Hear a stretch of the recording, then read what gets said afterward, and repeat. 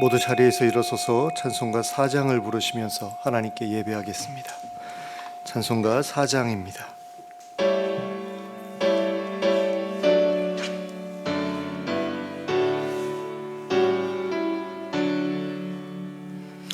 성부 성자와 성령 영원히 영광 받으옵소서. 태초로 지금까지 또 길이 영원 무궁 성삼위께 영광. 아멘. 함께 기도하겠습니다.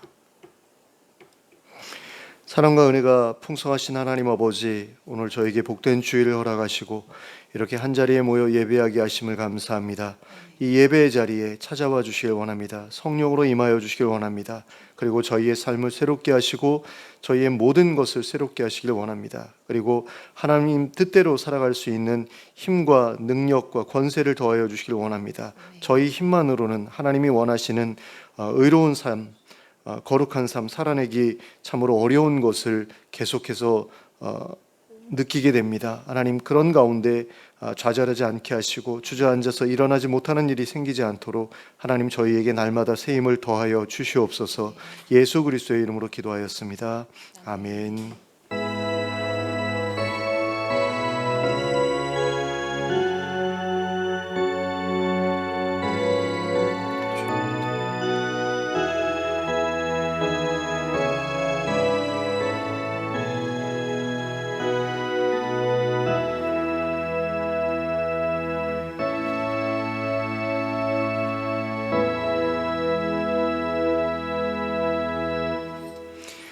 찬송가 68장을 함께 찬송하시겠습니다.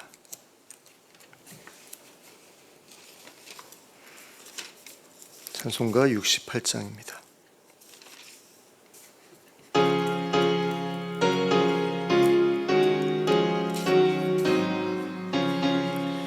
오 하나님, 우리의 창조주시니 내 주님께 귀한 것들입니다.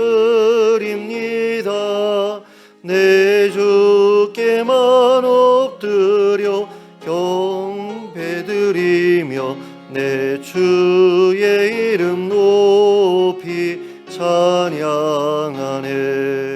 오 하나님, 우리의 대주제시여 큰 풍랑일 때도 도우셨네. 죽음에서 우리를 구하셨으니 내 주의 이름 높이 찬양하네. 주 하나님 이름을 함께 높이며 대주제께 영광을 돌리오리. 그 능력이 우리를 지켜주시니 주 하나님을 높이 찬양하네. 아멘. 교독문 62번을 함께 교독하시겠습니다. 교독문 62번 시편 143편입니다. 제가 먼저 시작하겠습니다. 여호와여, 내 기도를 들으시며 내 간구에 귀를 기울이시고 주의 진실과 의로 내게 응답하소서. 주의 종에게 심판을 행하지 마소서. 주의 눈앞에는 의로운 인생이 하나도 없나이다. 원수가 내 영혼을 핍박하며 내 생명을 땅에 엎어서 나로 죽은 지 오랜 자같이 나를 암흑 속에 두었나이다. 그러므로 내 심령이 속에서 상하며 내 마음이 내 속에서 참담하니이다. 내가 옛날을 기억하고 주의 모든 행하신 것을 읊조리며 주의 손이 행하는 일을 생각하고 주를 향하여 손을 펴고 내 영혼이 마른 땅같이 주를 사모하나이다. 여호와여 속히 내게 응답하소서. 내 영이 피곤하니이다. 여호와여 주의 이름을 위하여 나를 살리시고 주의 의로 내 영혼을 환난에서 끌어내소서. 주의 인자하심으로 나의 원수들을 끊으시고 내 영혼을 괴롭게 하는 자를 다 멸하소서. 나는 주의 종이니이다. 아멘. 사도신경으로 우리의 신앙을 고백하겠습니다. 전능하사 천지를 만드신 하나님 아버지를 내가 믿사오며 그 외아들 우리 주 예수 그리스도를 믿사오니 이는 성령으로 잉태하사 동정녀 마리아에게 나시고 본디오 빌라도에게 고난을 받으사 십자가에 못 박혀 죽으시고 장사한 지 사흘 만에 죽은 자 가운데서 다시 살아나시며 하늘에 오르사 전능하신 하나님 우편에 앉아 계시다가 저리로서 산자와 죽은 자를 심판하러 오시리라. 성령을 믿사오며 거룩한 공회와 성도가 서로 교통하는 것과 죄를 사하여 주시는 것과 몸이 다시 사는 것과 영원히 사는 것을 믿사옵나이다. 아멘. 모두 자리에 앉으셔서 찬송가 211장을 함께 찬송하겠습니다. 네, 찬송가 211장 찬송하면서 하나님께 봉헌 드립니다. 찬송가 211장입니다.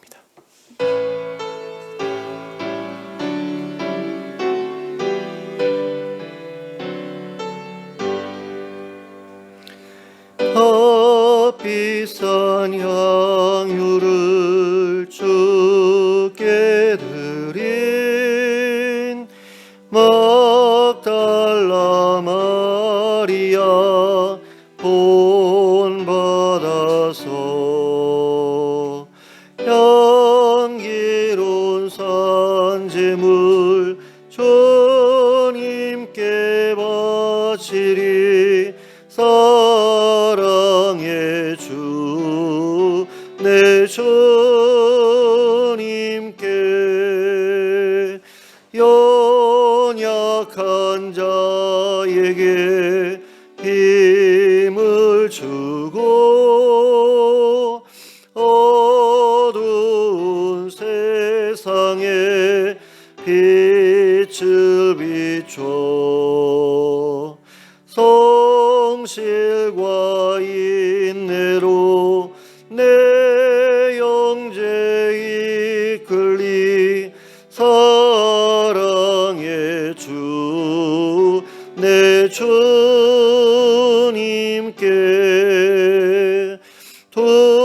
두려운 마음에 소망 주고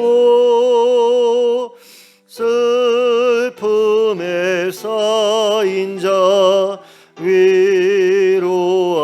위로하며 길 잃은 자들을 친절히 이끌리. 사랑의 주 내 주님께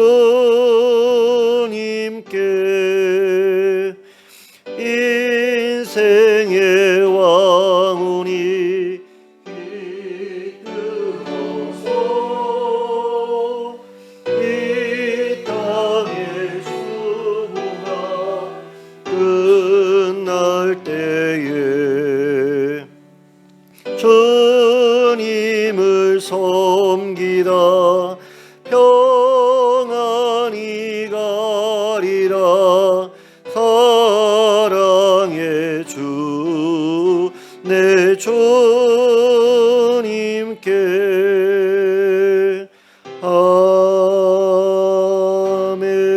아멘. 함께 기도하겠습니다. 사랑과 은혜가 풍성하신 하나님 아버지, 한 주간 동안 저희의 삶을 보살펴 주셔서 감사합니다. 하나님의 은혜로 저희가 지금까지 살아왔습니다. 하나님께서 저희를 인도해 주셨고 또 보호해 주셨고 공급해 주셔서 저희가 지금까지 이렇게 살아왔고 또 이 자리에 있을 수 있었는데 하나님 그 은혜를 계속해서 저희에게 허락해 주시길 원합니다. 그래서 늘 하나님과 동행하는 인생이 되게 하여 주시고 하나님께서 인도하시는 대로 살아가는 인생 되게 하여 주시옵소서.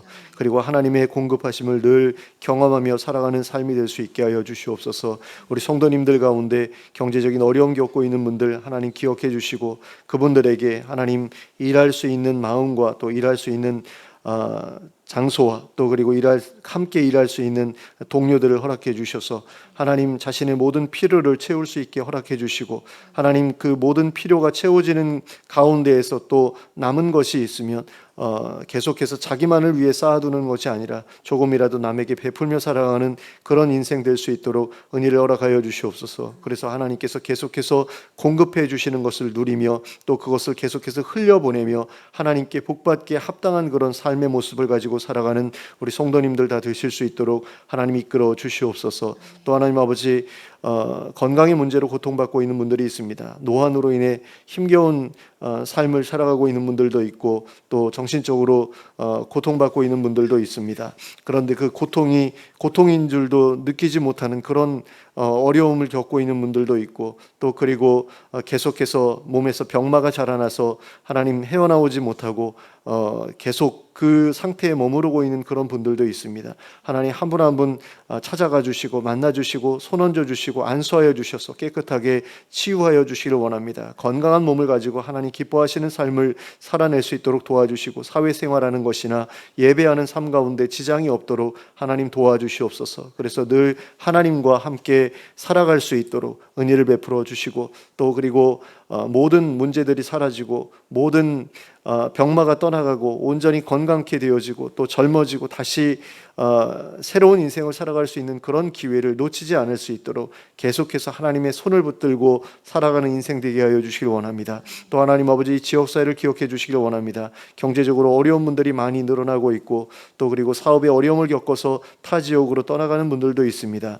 하나님 아버지 여러분들에게 하나님께서 찾아가 주시고 만나 주시고 그분들의 삶을 회복시켜 주시길 원합니다. 그보다 먼저 하나님을 알고 하나님께로 돌아오는 일들이 더욱더 많아지게 하여 주시고 각 교회들마다 많은 성도들이 찾아와서 하나님 어려움을 하나님 앞에 토해내는 가운데 그 어려움에서 벗어나는 그런 역사들이 힘있게 일어날 수 있도록 도와주시옵소서. 하나님을 알지 못하는 분들도 교회에서 하나님을 만나게 하시고 하나님 그래서 그 삶이 변화되게 하여 주시고 그래서 하나님께서 복 주실 만한 그런 인생으로 그 삶이 달라지는 그런 역사가 많이 일어나게 하시고 그 가운데서 정말로 삶이 계속해서 변화되어 가는 것을 주변 사람들이 보고 하나님의 살아계심을 깨닫게 하여 주시길 원합니다. 또 하나님 아버지 이 나라를 기억해 주시길 원합니다. 이 나라가 경제적인 어려움 가운데 있고 또 하나님 아버지 의료 분쟁이 아직도 그치지 않은 가운데 계속해서 어려움을 겪고 있는 환자들이 있습니다. 하나님 이런 문제들 하나하나가 잘 해결될 수 있도록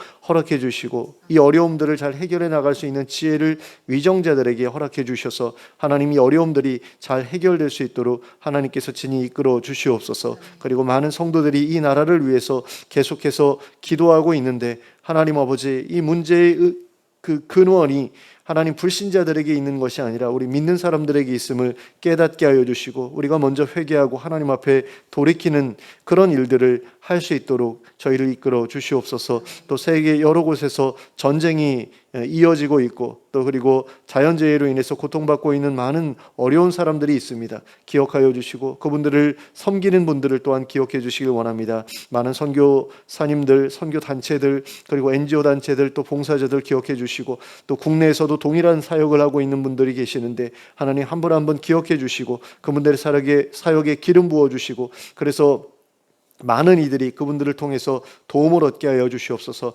하나님을 소개받게 하시고 또 어려운 가운데서 경제적인 도움을 받게 하여 주시고 또 의료적인 도움을 받게 하여 주셔서 그분들이 생명을 이어나갈 수 있도록 도와주시고 그 가운데서 하나님을 만나는 역사를 경험할 수 있도록 도와주시옵소서. 하나님께로 돌아오고 또 그리고 삶이 회복되어지고 또 예전의 삶으로 돌아가고 하는 그런 가운데 하나님 정말 삶의 그 양태는 삶의 그 수준은 예전처럼 돌아갈지라도 하나님 삶의 방향성은 완전히 달라지게 하여 주시옵소서. 하나님 나라를 소망하는 자들 되게 하여 주시고 하나님 나라를 꿈꾸면서 하나님 나라 백성으로 준비되어져 가는 그런 삶이 될 수 있도록 하나님 은혜를 베풀어 주시옵소서. 또 하나님 이 시간에 저희가 예배를 위해서 모였습니다. 이 예배의 자리에 성령으로 임하여 주시고 저희가 드리는 찬양과 기도와 예물을 기쁘게 받아주시길 원합니다. 그리고 저희가 드린 예물이 하나님의 뜻 가운데서 아름답게 사용되어지게 하여 주시고 정말 힘들고 어려운 이들에게 흘러갈 수 있도록 도와주시고 또 선교사님들을 후원하는 그 일에도 귀하게 쓰여질 수 있도록 은혜를 허락하여 주시옵소서. 또 그리고 이 시간에 저희가 은혜 받기를 원합니다. 하나님의 음성 듣기를 원합니다. 하나님께서 성령으로 친히 저희에게 말씀하여 주시고 또 역사하여 주셔서 하나님 살아계심을 다시 한번 확인하고 또 그 안에서 저희의 믿음이 더욱더 강하여지고 저희의 소망도 더욱더 확실해지는 그런 역사를 경험하고 돌아가는 시간 될 수 있도록 이 시간 함께하여 주시옵소서. 예수 그리스도의 이름으로 기도하였습니다. 아멘.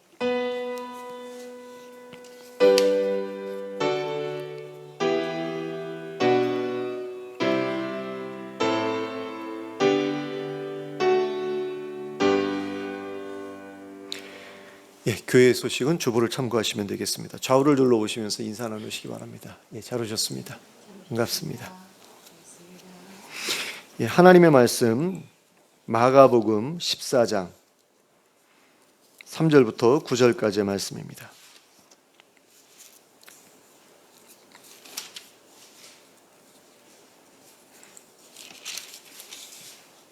마가복음 14장 3절부터 9절까지를 함께 합독하도록 하겠습니다. 함께 읽겠습니다. 시작. 예수께서 베다니 나병 환자 시몬의 집에서 식사하실 때에 한 여자가 매우 값진 향유 곧 순전한 나드 한 옥합을 가지고 와서 그 옥합을 깨뜨려 예수의 머리에 부으니 어떤 사람들이 화를 내어 서로 말하되 어찌하여 이 향유를 허비하는가. 이 향유를 300데나리온 이상에 팔아 가난한 자들에게 줄 수 있었겠도다 하며 그 여자를 책망하는지라. 예수께서 이르시되 가만두라. 너희가 어찌하여 그를 괴롭게 하느냐. 그가 내게 좋은 일을 하였느니라. 가난한 자들은 항상 너희와 함께 있으니 아무 때라도 원하는 대로 도울 수 있거니와 나는 너희와 항상 함께 있지 아니하리라. 그는 힘을 다하여 내 몸에 향유를 부어 내 장례를 미리 준비하였느니라. 내가 진실로 너희에게 이르노니 온 천하에 어디서든지 복음이 전파되는 곳에는 이 여자가 행한 일도 말하여 그를 기억하리라 하시니라. 아멘. 자, 오늘은 예수님께서 십자가에 달리시기 얼마 전에 한 여인이 예수님께 값비싼 향유를 부어드렸던 사건에 대해 살펴보려고 합니다. 여인이 예수님께 향유를 부어드렸던 사건은 네 복음서 마태, 마가, 누가, 요한복음 모두에 기록되어 있습니다. 하지만 서로 간에 일치되지 않는 부분이 있어서 많은 혼동을 주고 있습니다. 그러나 자세히 들여다보면 누가복음에 기록된 사건만 그 배경이 달랐던 것을 알 수 있게 됩니다. 마태복음, 마가복음, 요한복음에서는 예수님께서 십자가에 달리시기 얼마 전에 나사로의 집에서 한 여인이 예수님께 향유를 부었다고 기록하고 있습니다. 그리고 요한복음을 보시면 그 여인의 정체가 나사로의 누이 마리아였다라는 것을 분명하게 알 수 있습니다. 그런데 누가복음에서는 죄인인 한 여자가 바리새인 시몬의 집에서 예수님께 향유를 부었다고 기록하고 있습니다. 그리고 이 여인의 정체가 누구였는지는 기록하고 있지 않습니다. 그냥 막달라 마리아가 아닐까라는 그런 식으로 생각을 하고 있지요. 그리고 향유를 부은 여자가 울며 눈물을 흘렸다고 기록하고 있는 곳도 이곳밖에 없습니다. 그래서 세 복음서대, 그러니까 마태, 마가, 요한복음서 대 누가복음 이렇게 해서 서로 다른 사건이었다, 두 번의 사건이었다, 이렇게 생각하면 모든 문제가 해결이 됩니다. 그런데 마태복음과 마가복음에서는 향유를 부은 곳이 예수님의 머리였다고 되어 있는 반면에 누가복음과 요한복음에서는 향유를 부은 곳이 예수님의 발이었다라고 기록되어 있거든요. 그래서 이제 혼동이 시작되는 거죠. 그냥 장소로만 딱 구분해 버리면 되는데 머리에 부었냐, 발에 부었냐, 그리고 머리카락으로 닦았냐, 머리카락으로 닦지 않았냐, 그것 때문에 이렇게 막 혼동이 되고 있거든요. 근데 장소로 구분하시는 게 가장 좋습니다. 장소로 구분해야 이 향유를 부은 목적이 무엇이었느냐 하는 것이 분명하게 이제 정리가 되고요. 그 다음에 그 향유라는 게 300데나리온이었느냐 아니면 그 가격이 기록되어 있지 않느냐, 이런 부분의 차이도 있거든요. 그래서 그런 부분까지도 이제 고려할 때 그냥 누가복음만 다르다라고 생각하시면 그냥 간단하게 정리가 됩니다. 그래서 사람들이 많이 헷갈려 하는데요. 하지만 누가복음에 기록된 사건만 바리새인의 집에서 일어난 일이었고 나머지는 나사로의 집에서 일어난 일이었다라는 사실만 기억하면 일단 대부분의 차이점들이 자연스럽게 이제 머릿속에 이제 기억이 되게 되거든요. 그러니까 누가복음이 어떻게 다른가라고 했을 때 경건한 바리새인과 죄인인 한 여인, 그리고 자신의 죄를 용서받은 기쁨에 의한 울음과 눈물. 그러니까 예수님께 향유를 붓고 나서 부으면서 울었던 여자는 죄인인 한 여자밖에 없거든요. 나사로의 집에서는 잔치가 벌어지고 있었고 그런 가운데 그 베다니의 그 마리아가 울었다라는 내용이 전혀 나오지 않아요. 근데 누가복음에서만 울었다는 얘기가 나옵니다. 그러니까 죄를 사함받은 기쁨에 의한 그런 울음이었고 눈물이었다라고 볼 수 있는 거죠. 그리고 눈물을 닦기 위해서 자신의 머리카락을 사용했다는 점, 이렇게 자연스럽게 이렇게 연결이 되거든요. 근데 이제 머리카락을 사용해서 예수님의 그 발을 씻은 것은 요한복음에도 나오기 때문에 그거는 이제 또 서로 섞여 있는 듯한 어떤 느낌이 들기는 해요. 근데 어쨌든 간에 누가복음만 다르다라고 머릿속에 그냥 기억하시면 되고요. 그리고 마태복음과 마가복음과 요한복음에 기록된 사건은 예수님께서 십자가에서 죽으시기 얼마 전에 일어난 사건으로서 나사로의 누이 마리아가 예수님의 장례를 예비하기 위해 벌였던 일이었다라고만 또 기억하시면 됩니다. 그리고 오늘 우리는 여러 복음서들 중에서도 가장 먼저 쓰였다고 알려져 있는 마가복음의 기록을 중심으로 이 사건을 살펴보려고 합니다. 본문은 예수님께서 베다니 나병 환자 시몬의 집에서 식사하실 때 이 일이 일어났다고 소개하고 있습니다.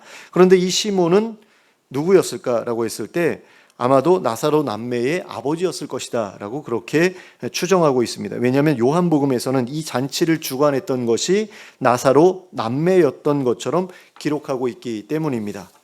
그러니까 모든 것을 나사로의 남매가 주도하고 있는 것처럼 이야기를 해요. 그러니까 잔치 준비는 마르다가 지휘했고요. 그 다음에 나사로는 예수님과 함께 제자들과 함께 이렇게 앉아 있었고요. 그리고 마리아는 이제 향유를 부었지요. 그러니까 자기네들이 주인공이 아니면, 자기네들이 그 잔치를 벌인 게 아니면 너무 나대는 어떤 그런 모습일 수밖에 없는 거죠. 그렇기 때문에 이 일은 베다니의 나사로의 집에서 일어났을 것이다. 그러면 그 나병 환자 시몬은 누구냐라고 했을 때 그들의 아버지였을 것이다, 이렇게 추정을 한다라는 겁니다. 그리고 그때 마리아는 예수님께서 식사하시는 동안에 매우 값진 향유, 곧 순전한 나드 한 옥합을 가지고 와서 그 옥합을 깨뜨려 예수님의 머리에 부었습니다. 요한복음에서는 발에 부었다고 기록하고 있는데, 그렇다고 한다면 마리아는 그 향유를 예수님의 머리에도 부었고 또 발에도 부었던 것 같다라고 그렇게 볼 수 있겠죠. 그리고 뒤에 이어지는 내용을 보시면 옥합에 들어있던 향유가 300데나리온 이상 가는 고가의 향유였다는 사실을 알 수 있게 됩니다.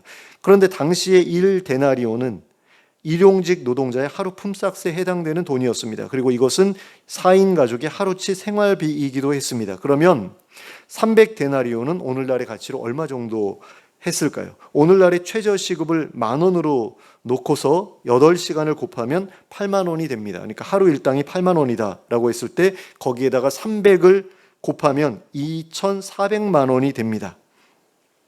그러니까 이 향유는 오늘날의 가치로 볼 때 한 병에 2,400만 원이나 할 정도로 비싼 향유였다라는 거죠. 근데 솔직히 이게 잘 이해가 되지 않잖아요. 왜냐하면은 위스키, 되게 비싼 위스키라고 해도 2,400만 원짜리가 우리가 구경하기가 쉽지가 않지 않습니까? 이런 게 있는지도 사실은 잘 모르겠어요. 1억 원짜리 위스키도 있다라는 얘기를 예전에 한번 지나가다가 들은 기억이 있기는 한데 그게 진짜인지도 사실 잘 모르겠고 술을 잘 모르니까요. 근데 기름 한 병에, 향수 한 병에 2,400만 원이다. 여기서는 향유지만 어쨌든 이해가 되지 않거든요. 그런데 고대 문서를 보면은 나드라는 식물의 뿌리 500g 정도에 100데나리온에서 300데나리온까지 했다라는 그런 기록이 있다고 그래요. 그러므로 마리아가 부었던 향유가 최고급 나드로 만든 향유였다라고 한다면 충분히 그 정도의 가격대를 형성하고 있었을 수도 있다라는 거죠. 그러면 왜 마리아는 이렇게 비싼 향유를 가지고 있었던 것일까요? 이건 마리아가 사치스러운 생활을 하고 있었기 때문이 아니었습니다. 마리아는 굉장히 가난한 축에 들었던 사람이라고 우리가 보아야 합니다. 왜냐하면 마리아가 살았던 베단이라는 동네가 예루살렘 외곽에 위치해 있었던 빈민촌이나 다름없는 지역이었기 때문입니다. 한번 생각해 보세요. 이들의 아버지가 나병 환자 시몬이었다라고 했을 때 나병 환자라는 사람들은 도시 중심에서 살 수 없는 사람들이거든요.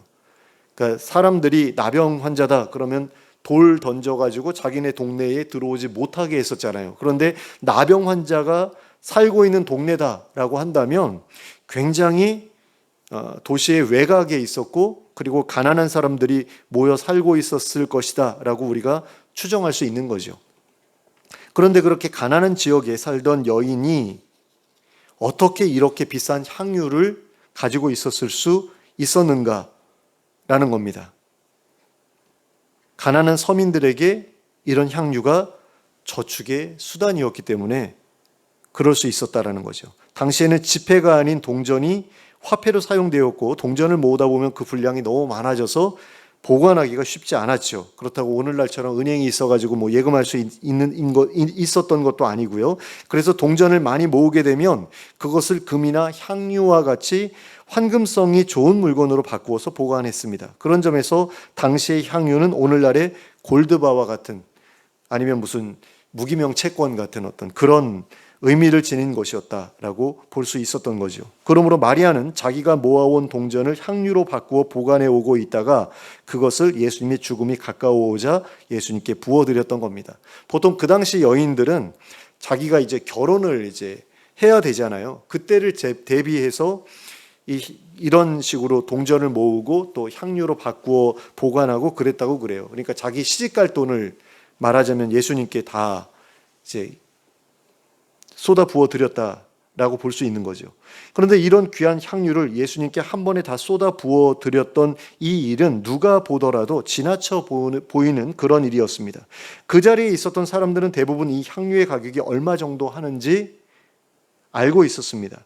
그리고 300데나리온은 1년 가까이 한 푼도 사용하지 않고 저축해야만 모을 수 있을 정도의 큰 돈이었습니다. 그런데 그것을 단번에 쏟아 부었으니 아무리 그 대상이 예수님이시라고 해도 과하다 하지 않을 수 없었습니다. 그래서 그곳에 있던 어떤 사람들이 어째서 이 향유를 허비하는가, 이 향유를 300데나리온 이상에 팔아 가난한 자들에게 줄 수 있었겠도다라고 하면서 마리아를 책망했습니다.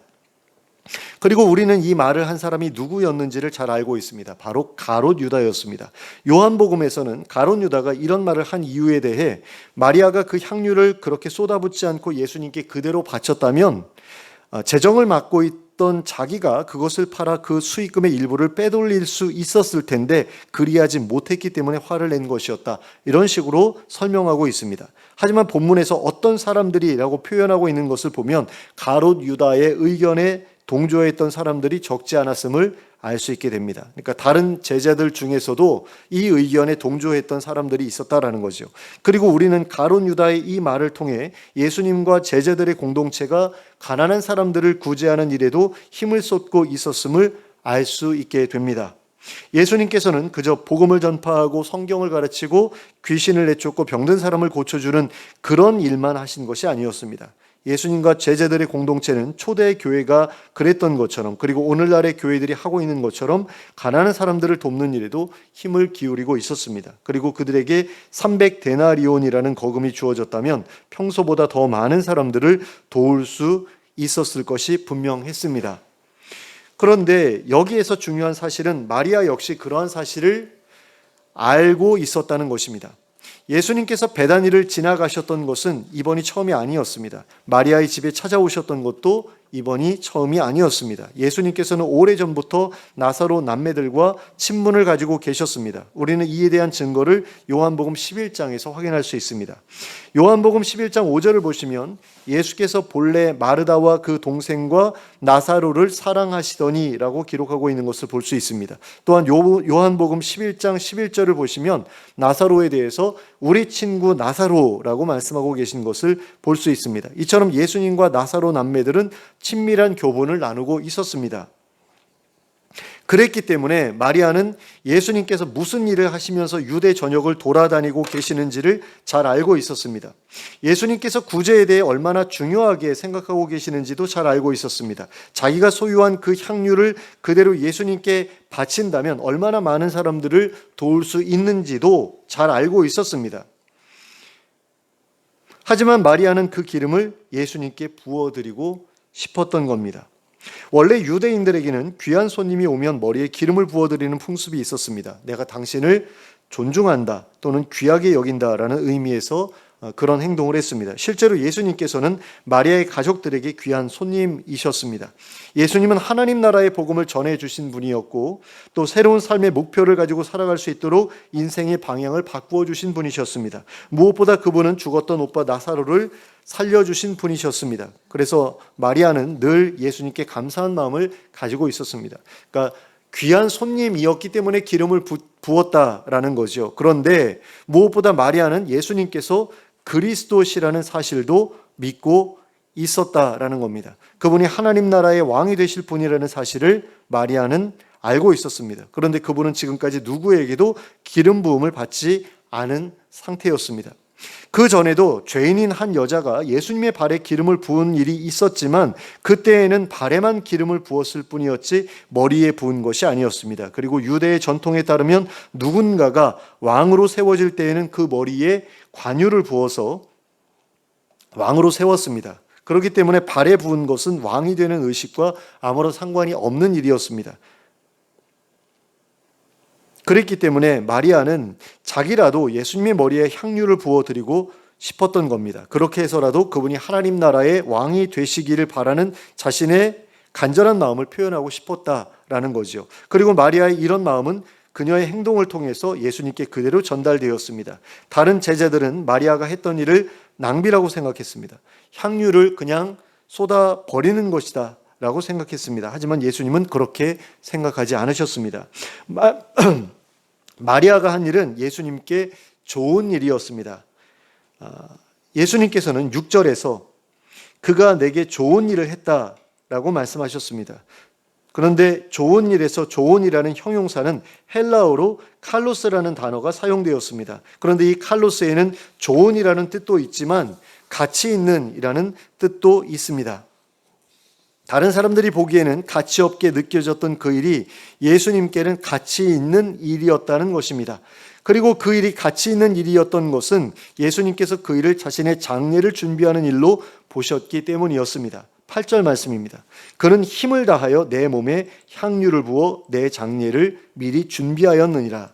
마리아의 행위는 예수님의 장례를 준비하는 일이었습니다. 예수님의 죽음은 왕으로서의 죽음, 또 자기 백성들을 위한 왕의 죽음이어야 했기 때문에 왕이 되실 예수님을 위한 기름 부음은 예수님의 죽음을 준비하는 기름 부음이기도 했습니다. 그러니까 예수님께서 이 기름 부음은 나의 장례를 위한 것이다 라고 말씀을 하셨는데 이것은 나의 죽음을 위한 것이다. 그리고 나는 왕으로 죽어야 됐기 때문에 왕으로서 받은 기름 부음과도 같은 것이다. 이렇게 말씀하신 것이나 마찬가지였다라는 거죠. 그리고 예수님께 있어서 이 일은 무척이나 위로가 되는 일이기도 했습니다. 이 사건이 일어난 후에 예수님께서는 대제사장의 무리에게 잡혀가 죽임을 당하게 되셨습니다. 그런데 그때까지도 제자들은 예수님의 죽음에 대해 마음에 두지 않고 있었습니다. 그러니까 지금 베다니에서 잔치를 벌이고 있는데 이때까지만 해도 제자들은 예수님이 죽으실 거다라는 생각을 하기 싫어했죠. 하지 않았는데 예수님께서 계속 그것에 대해서 말씀하셨잖아요. 그런데 왜 그것에 대해서 생각하지 않았느냐? 생각하고 싶지 않았던 거죠. 그러니까 못 들은 척하거나 마음 바깥으로 그 말씀을 밀어내거나 하는 식으로 해가지고 그 말씀에 귀를 기울이려고 하지 않았습니다. 듣기 싫었기 때문에. 그런데 마리아만이 예수님의 죽음에 대한 예언을 그대로 받아들였다라는 겁니다. 예루살렘으로 올라가시기 전에 예수님께서는 제자들에게 내가 이번에 예루살렘에 올라가면 대제사장과 서기관들에게 넘겨지고 이방인들의 손에 죽게 될 것이다 라고 말씀하셨습니다. 그게 마가복음 10장 32절부터 34절까지 기록되어 있습니다. 그런데 이런 말씀을 듣고서도 제자들은 예수님이 왕이 되신 다음에 자기들이 어떤 자리를 차지하게 될까를 놓고 말씨름을 벌였습니다. 실제로 마가복음 10장 35절부터 이어지는 내용을 보시면 야고보와 요한이 예수님께 나와서 예수님께서 왕이 되시면 우리를 예수님 좌우편에 앉혀주십시오 라고 말씀드리고 있는 것을 볼 수 있습니다. 굉장히 한심한 일이 아닐 수가 없는 거죠. 그러니까 마가복음 10장 그 34절 앞부분에서는 34절 앞부분, 그러니까 32절부터 34절까지에서는 예수님께서 나 예루살렘에 올라가면 죽어 라고 말씀을 하셨는데 35절부터는 예수님이 왕이 되시면 우리를 예수님 좌우편에 앉혀주세요 라고 말하고 있다라는 겁니다. 그러니까 전혀 안 들은 거죠. 듣고 싶지 않았던 거고 들었어도 흘려보냈다라고 밖에 말할 수 없는 그런 모습이었다라는 겁니다.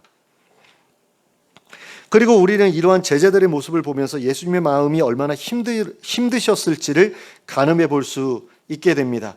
어느 누구도 그 어떤 제자도 예수님의 죽음에 대해서 관심이 없었다라는 겁니다. 예수님의 주변에 예수님의 심적 고통을 헤아려 주는 사람이 아무도 없었다라는 거죠. 그런데 마리아만이 예수님의 말씀을 그대로 믿고 받아들였다라는 겁니다. 마리아만이 예수님께서 머지않아 죽임을 당하게 되신다는 사실을 인정하고 받아들였습니다. 그러고 보니 이제 예수님을 뵐 수 있는 시간이 별로 남아있지 않은 것 같았습니다. 그래서 마리아는 이제 곧 세상을 떠나실 예수님을 위해 무엇을 해야 할까 하고 고민했습니다. 그래서 예수님의 왕되심을 기념하기 위해 그리고 예수님의 죽으심을 기념하기 위해 기름을 부어드리자 하고 생각했던 겁니다. 그래서 마리아는 자신이 가장 소중하게 여겨오고 있던 향유를 예수님께 부어드렸던 겁니다.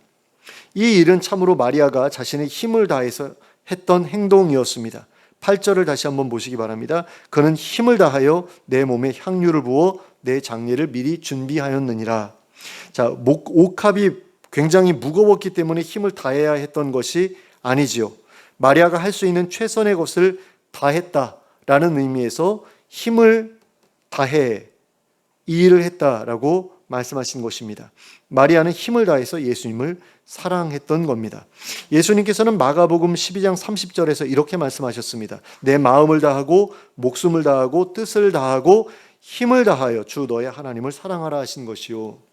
자, 힘을 다해 하나님을 사랑하라고 하셨습니다. 그리고 마리아는 힘을 다해 예수님을 사랑했습니다. 예수님께 자신의 가장 소중한 재산을 부어 드렸습니다. 예수님이 마리아에게 멋진 이성이었기 때문에 그렇게 한 게 아니었습니다. 하나님의 대리인으로 찾아오셔서 자신에게 복음을 전해주셨고 자신의 삶을 바꾸어 주신 분이셨기 때문입니다. 그리고 자신이 간절히 소망해온 하나님 나라를 세워주실 분이셨기 때문입니다. 그러므로 마리아에게 있어서 이 일은 하나님께 드리는 예배와도 같았던 일이었습니다. 가난한 사람들을 돕는 일도 분명히 가치 있는 일이었고 예수님을 기쁘시게 하는 일이었습니다. 예수님과 제자들의 공동체는 그 일을 굉장히 중요하게 생각했고 또 열심을 가지고 그 일을 실천했습니다. 그러나 예수님께서 십자가에 죽으시기 바로 직전인 그 상황에 있어서 예수님께 가장 기쁨이 되었던 일은 그리고 가장 위로가 되었던 일은 마리아가 예수님께 마음을 드렸던 바로 이 일이었습니다. 이 일을 통해 예수님께서는 자신에게 일어날 일에 대해 관심을 가져준 사람이 한 사람이라도 있었다는 사실을 아시게 되셨기 때문입니다. 마르다가 준비했던 잔치도 그리고 예수님을 둘러싸고 있었던 제자들도 죽음을 앞에 둔 예수님의 마음을 위로하지 못했습니다. 그들이 준비했던 그 어떤 것도 예수님께 기쁨을 드리지 못했습니다. 오직 앞으로 겪게 될 죽음 앞에서 두려움과 싸우고 계셨던 예수님께 기쁨이 되어 드렸던 것은 마리아의 행동뿐이었습니다. 나를 위해서 저렇게 귀한 것을 내어주는 이가 있구나. 앞으로 나에게 벌어질 일에 대한 나의 말을 듣고 그대로 믿고 받아들여준 사람이 있었구나. 이 사실을 예수님은 마리아를 통해 확인할 수 있으셨습니다. 그리고 거기에서 크게 위로를 받으셨습니다. 하나님께서 우리에게 원하시는 것도 이와 다르지 않습니다. 하나님께서는 우리가 당신이 관심을 가지고 계신 그 일에 관심을 갖게 되기를 바라십니다. 하나님께서는 하나님의 나라를 세우시는 그 일에 관심이 있으십니다. 하나님께서는 그 백성들을 통해 영광 받으시는 그 일에 관심이 있으십니다. 하나님께서는 우리가 하나님의 사랑을 받아들이고 또한 하나님을 사랑하는 그 일에 관심이 있으십니다. 그러므로 우리도 그런 일들에 관심을 갖기를 바라십니다. 하나님의 관심사에 우리가 관심을 가지게 될 때 하나님께서는 크게 기뻐하십니다. 그리고 우리가 그 일에 헌신하게 될 때 더 크게 기뻐하십니다. 그것이 사람의 눈에는 가치 없는 일처럼 보일지라도 하나님께서는 그것을 가치 있게 보십니다. 그러한 하나님의 관심사 가운데 한 가지가 바로 예배입니다. 그런데 우리는 때때로 하나님께 예배하는 일을 낭비라고 생각합니다. 특별히 시간을 낭비하는 것이라고 생각합니다. 특히 설교가 별로라고 생각될 때 그런 마음이 듭니다. 그 시간에 차라리 혼자서 성경을 읽는 게 낫겠다고 생각할 때도 있습니다. 하지만 예배의 중심은 성경을 배우는 것이 아닙니다. 예배의 중심은 마음을 드리는 것입니다. 시간을 드리는 것입니다. 사랑을 드리는 것입니다. 때로는 그 시간을 더 좋은 일에 사용할 수 있지 않을까 하는 생각이 들 수도 있습니다. 하지만 그 일보다 더 가치 있는 일은 없습니다. 그 일이 그 어떤 일보다 하나님을 기쁘시게 해드리는 일이기 때문입니다. 구약시대의 제사를 한번 생각해 보시기 바랍니다. 얼마나 낭비가 심했습니까? 구약시대의 제사장들은 날마다 양을 한 마리씩 하나님께 불태워서 바쳤습니다. 하나님께 감사를 드리기 위해 소를 태워 바치기도 했고 양을 태워 바치기도 했고 염소를 태워 바치기도 했습니다. 새카맣게 태워버렸습니다. 어떤 제사는 그래도 고기를 남겨가지고 제사장들에게 먹으라고 주기도 했는데 그렇지 않은 제사가 굉장히 많았던 것을 봅니다. 번제라고 해가지고 새카맣게 태워드리는 제사가 있었잖아요. 이런 제사보다 낭비라는 말이 어울리는 그런 일이 어디 있겠습니까? 그런데 하나님께서는 당신의 백성들에게 그와 같은 일을 요구하셨다라는 겁니다. 그리고 그 말씀에 순종하는 백성들을 기뻐하셨다라는 거죠. 향기로운 제물이라고 그렇게 말씀을 하셨잖아요. 소를 새까맣게 태워드리는데 그걸 향기로운 제물이다. 내가 너희를 기뻐한다. 이렇게 말씀하셨잖아요. 근데 그 아까운 소를 그 한 마리 잡으면 버릴 게 없잖아요. 소라는 것은 가죽은 뭐 가방을 만들든 뭐를 만들든 신발을 만들든 하는데 쓸 수 있고 뼈까지도 우려서 먹을 수 있는 그런 소를 그냥 태워버린다. 이건 안 믿는 사람들 입장에서 보면 미친 짓이거든요. 이런 낭비가 없거든요. 그런데 하나님을 섬기는 자들에게 이 일은 정말로 하나님께서 기뻐하시는 일이고 향기롭게 받아들이시는 그런 일이다라는 겁니다. 하나님께서는 자기가 가장 소중하게 여기는 가축을 하나님께 드리면서도 하나님께 드리는 것이기 때문에 조금 더 아깝지 않다고 생각하는 그런 사람들의 마음을 기뻐하셨던 겁니다. 하나님께서는 오늘날에도 매 주일마다 하나님께 드리는 그 예배의 시간을 하나님께 드리는 것이기 때문에 조금 더 아깝지 않다고 생각하는 사람들의 마음을 기뻐하십니다.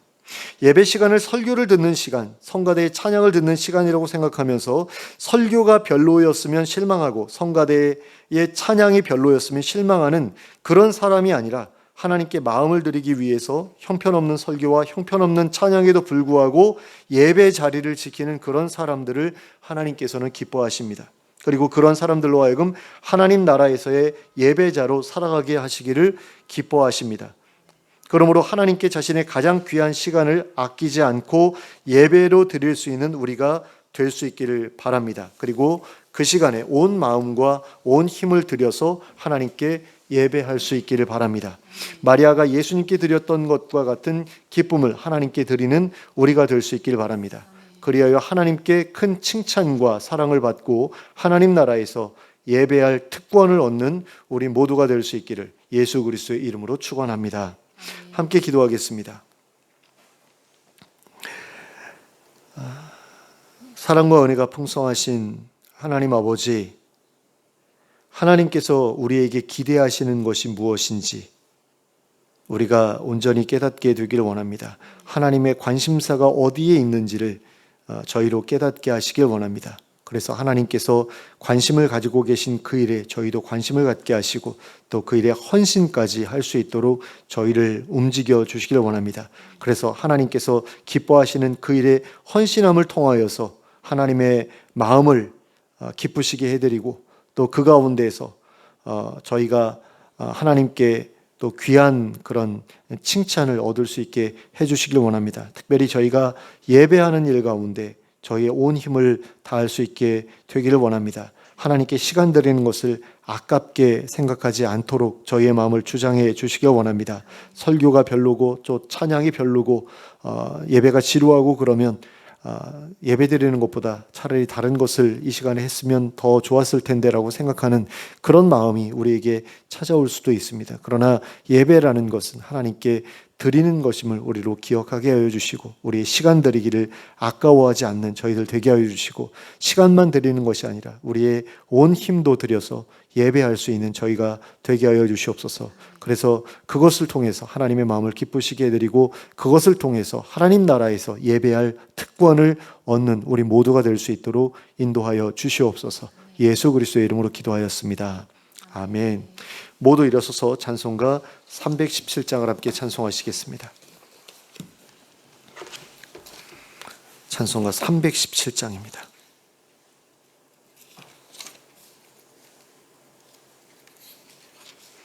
찬송가 317장 함께 찬송하겠습니다.